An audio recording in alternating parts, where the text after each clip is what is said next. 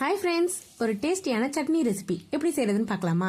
2 table spoon அளவுக்கு துவரம் பருப்பு, 1 டேபிள் ஸ்பூன் அளவுக்கு கடலை பருப்பு, 1 டேபிள் ஸ்பூன் அளவுக்கு உளுத்தம் பருப்பு இதெல்லாம் சேர்த்து நல்லா பொன்னிறமா வறுத்து எடுத்துக்கோங்க. இப்போ பருப்பு நல்லா வறுபட்டுருச்சு. இதை ஒரு தட்டில் மாத்திக்கலாம்.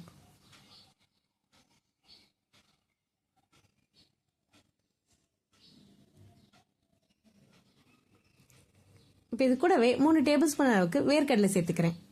இதையும் நல்லா வறுத்து தோல் நீக்கி எடுத்து வச்சுக்கோங்க.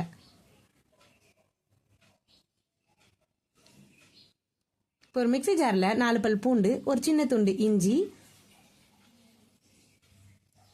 1 டேபிள் ஸ்பூன் அளவுக்கு தேங்காய் ஆப்ஷனல் தான், நீங்கள் விருப்பப்பட்டீங்கன்னா சேர்த்துக்கலாம். 5 பச்சை மிளகாய், இது கூடவே வறுத்து வச்ச பருப்பு, ஒரு பிஞ்ச் பெருங்காயத்தூள், சட்னிக்கு தேவையான அளவு உப்பு, புளியும் மிளகாயும் கொஞ்சம் எக்ஸ்ட்ராவாக சேர்த்துக்கோங்க, அப்போ தான் சட்னி நல்லாயிருக்கும். இப்போ தண்ணி விட்டு சட்னியாக அரைச்சி எடுத்துகிட்டு வந்துடலாம். தாளிப்பு வேணும்னா சேர்த்துக்கோங்க.